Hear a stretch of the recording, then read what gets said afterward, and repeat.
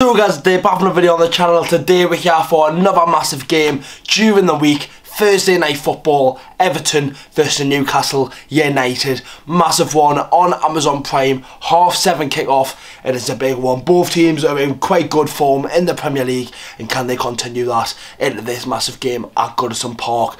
Let's get into it now, boys. We'll start off by looking at Everton, looking at Newcastle. If you could leave a like on this video, subscribe to the channel if you haven't already. It would mean a lot if you could do so. Anyways lads, let's get into it now, and let's start off by looking at Everton. So then Everton, obviously before I mention any form, any players, anything like that as I normally do, obviously a big thing has changed their season, which is so disappointing. Everton got a 10-point deduction, which I'm not the biggest fan of Everton Football Club. I think they're a team that is quite disliked by many teams in the Premier League, but no one would like that if that was done to them. If that was Newcastle United, and for the reason why they got 10 points, I think it's a bit sly as well. If that happened to us, I'd be absolutely fuming. Based on the fact that they've got 3 away wins on the spin is immense.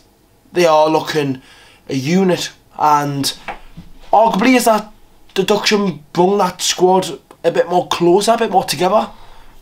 Arguably, it has. But they obviously picked up a 3-0 defeat against Manchester United in their first game since that deduction happened in the international break, and it just was they conceded a very good goal, and that was it from there. But the fans were right there, the fans are together, and people sit here and thought if that was last season, Everton would have been down in bottom, joint with Southampton, but they look to be fine, which is, they've got very lucky that that point deduction happened now, where they've got probably 4 worse teams than them, guaranteed in Bournemouth, Sheffield United, Luton and Burnley. Them teams are worse than Everton, which should keep them safe. As of the results last night, Everton are still in the relegation zone, but only 2 points behind Luton, which is very good. 5 wins out of 14 games for Everton and 2 draws. It's not bad. It's really not bad, considering their summer. They didn't really sign anyone that was wow. They signed Beto in Jack Harrison, and apart from that, no one really else came in. But Sean Dyche has renovated that team back together, and they do look like a good side, and a side where I wouldn't want to play against at the minute. Let's look at their recent form then, boys. As I mentioned before, they are on good form. A 1-0 win away to Nottingham Forest, a tough place to go. Getting that away win is massive. A 3-2 win against Crystal Palace away from home. Big one. Adjusagana gave a very late goal. They will be buzzing with that one. And then a 1-1 draw with Brighton. Not a bad result. 1-0 win at West Ham. It's a very good result.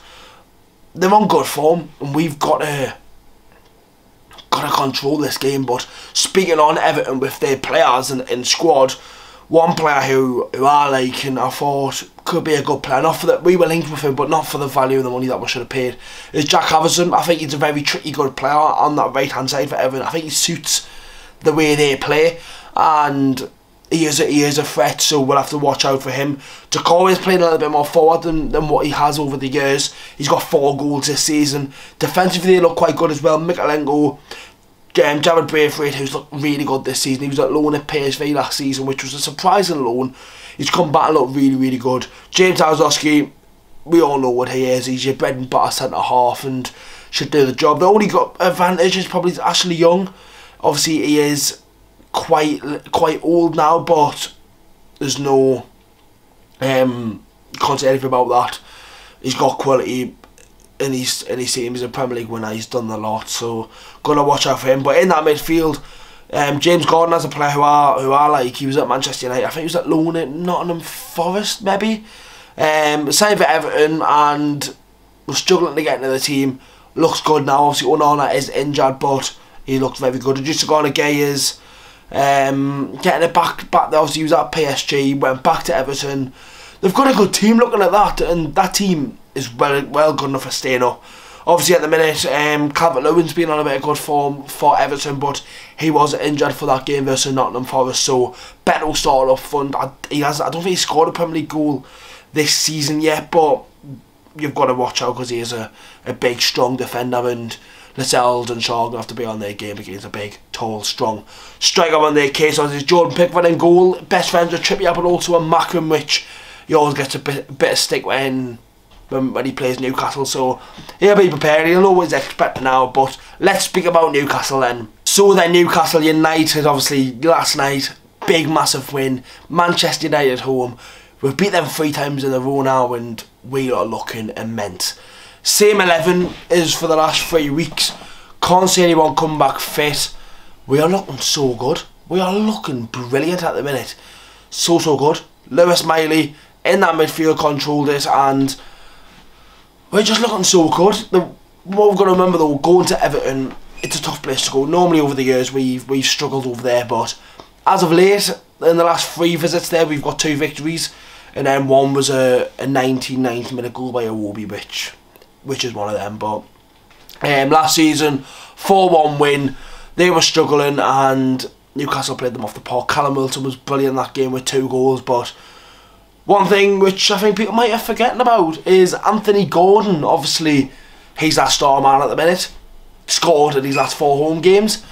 He goes back to his stomping ground, and would love it if he scored. I don't think he would celebrate, which is a bit of a shame after the way the club treated him and released a statement after he was sold by the club. But overall, Anthony Gordon going back there, I don't think Everton fans will be looking forward to it. But obviously Newcastle, going into this game, we are sitting in a nice comfortable position. I'm recording this before all the games are getting played on the Sunday. So at the minute we are 5th. If Tottenham win, we'll go 6th, which is not bad. One thing I seen on Twitter last night, and it's quite sad. Our home form's been immense this season. If we just stayed on against the other Merseyside club in Liverpool, if we stayed on and beat them, we'd be 2nd in the league. 2nd. And fans are and people written us off. Very good at the minute. Newcastle United, that team at the minute looks to be like that. Defensively, attacking wise, midfield was excellent. Overall, we look immense. The only little bit of an issue is the Nick Pope injury. We don't know anything as of late of what actually will happen with Nick Pope. We always shoulder was dislocated, and we don't know if any outcome will come. But Dubravka's a fine replacement for me, and we'll have to wait and see what happens. If I've got to give a prediction, it's a tough place to go. Everton, they're having good form. You know what? I'm going to go with, it sounds negative, but a 2-2 draw.